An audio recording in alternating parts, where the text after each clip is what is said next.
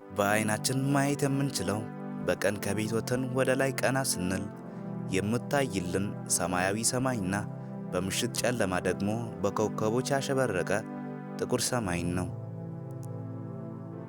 በዚህ ምክንያት አብዛኛዎቻችን ከምታይልን ሰማይ ውጭ ሌላ ሰማይ እንደሌለ ነው የምናስበው።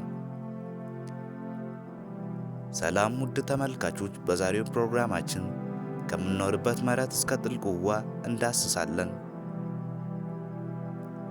ከማየታችንም በፊት ሳይንሳዊና አዳዲስ መረጃዎች እንዲደርሶ ቻናልን ሰብስክራይብ በማድረግ ቤተሰብ ይሁኑ።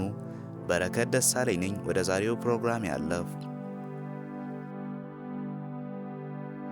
መሬት ላይ ተፈጥረናል፣ በመሬትም እየኖርን ነው።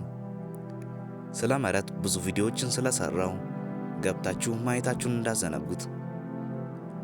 ከመሬት ቀጥለን ቀጥታ እንጓዝ ካልን ከቆምንበት ክራስ ተብሎ ከምጠራው ከመሬት ሰርፌስ ወይም ገጽታ ሁሌ ወደ ላይ እያየን ሰማይ የምንለውን ቀን ከሆነ ሰማያዊ፣ ምሽት ከሆነ ደግሞ ጥቁር ለመሬታችን ሕይወት ወሳኝ የሆነውን ከባቢ አየርን አልፈን በጣም የቀረበችልንን ጨረቃችንን እናገኛታለን።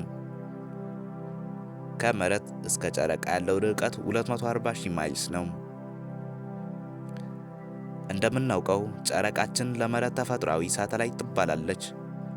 ለጉዟችን እንድመቸን ጎረቤት ፕላኔቶችን ለጊዜው ትተን ወደ ፀሐያችን እናመራለን።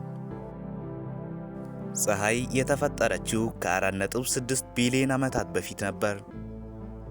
ከሃይድሮጂንና ሂሊየም የተፈጠረች ሲሆን ከመሬታችን 333,060 ጊዜ ክብደት አላት። ከስርዓተ ፀሐያችንም 99 በመቶ እንደምትሸፍን ይነገራል። ሁሉም ፕላኔቶች በፀሐይ ዙሪያ የሚዞሩ ሲሆን ፀሐይም ደግሞ የምትዞርበት የራሷ ኦርቢት አላት። ይህ ማለት ፀሐያችንም ትዞራለች፣ ፀሐይን ደግሞ ፕላኔቶችና ሌሎች አካላት ይዞሯታል ማለት ነው።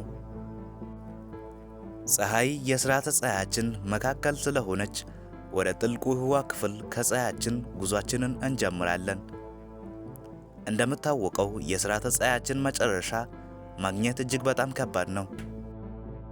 ምክንያቱም ኦርት ክሎድ የምንለው በራሱ እጅግ በጣም ሰፊ የሆነ ስርዓተ ፀሐያችንን መክበቡና ማየት የማንችላቸው ሌሎች የህዋ አካላት ፀሐያችንን መዞራቸው ነው።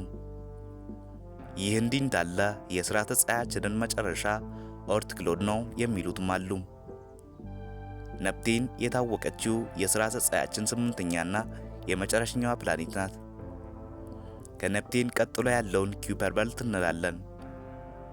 ኩይፐር ቤልት ከተለያዩ በረዶ አለቶች የተፈጠረና በስሙ እንደሚነግረን ፀሐይን የሚዞሩ ፕላኔቶችንና የተለያዩ አካላትን እንደ ቀበቶ የከበበ የአለቶች ስብስብ ነው።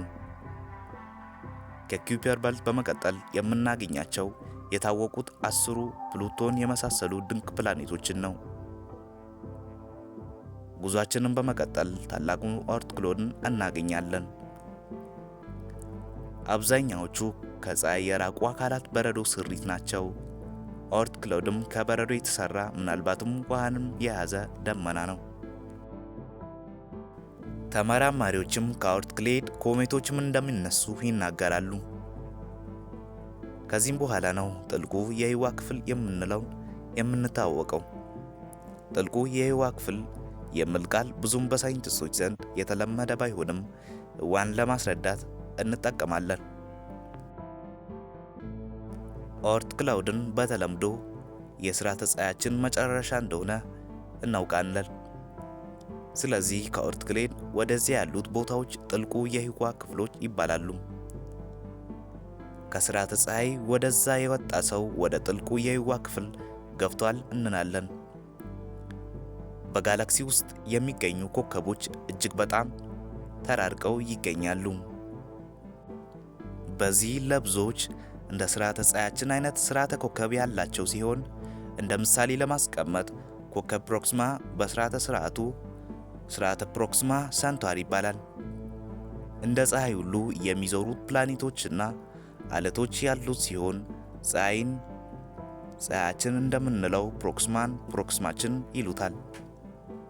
ጥልቁ የህዋ ክፍል የምንለው ምንም አይነት አየር የሌለበት ባዶ ቦታ ሲሆን ጨለማ ነው። ቪዲዮውን ስለተከታተላችሁ አመሰግናለሁ።